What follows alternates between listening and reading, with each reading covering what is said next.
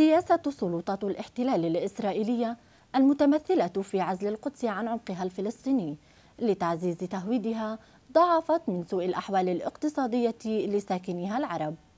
الناس بس ما معهاش حتى تدفع كهرباء أو مية أو أرنونة أو ضريبة أو أي شيء، فهون بس دوبها تاكل.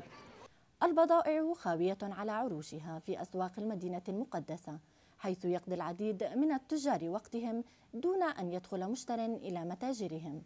تحريض إسرائيلي على العرب، يعني بدرجة إنه من حد ما يوصل الأجنبي على المطار بقول له take care about Arabic area. قطاع السياحة مصدر رزق للعديد من العائلات المقدسية، وهو الأكثر تضرراً، حيث يهرول السائحون الأجانب مسرعين خلف مرشدهم الإسرائيلي إلى المتاجر اليهودية.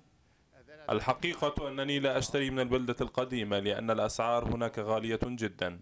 هذا الوضع أبقى آلاف العائلات دون خط الفقر، وعائلة أم العبد واحدة منها تعتمد في قوتها اليومي على ما تقدمه تكية خسق سلطان من وجبات غذائية مجانية.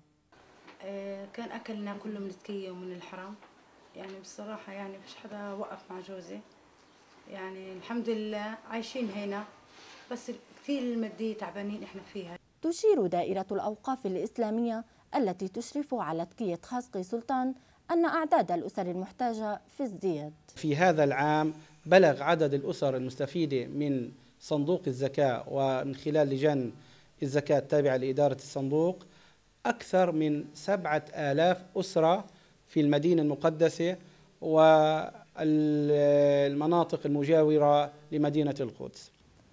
الضغط الاقتصادي على سكان القدس المحتلة جزء من السياسة العامة التي تمارسها إسرائيل بهدف الحد من الوجود العربي داخل المدينة.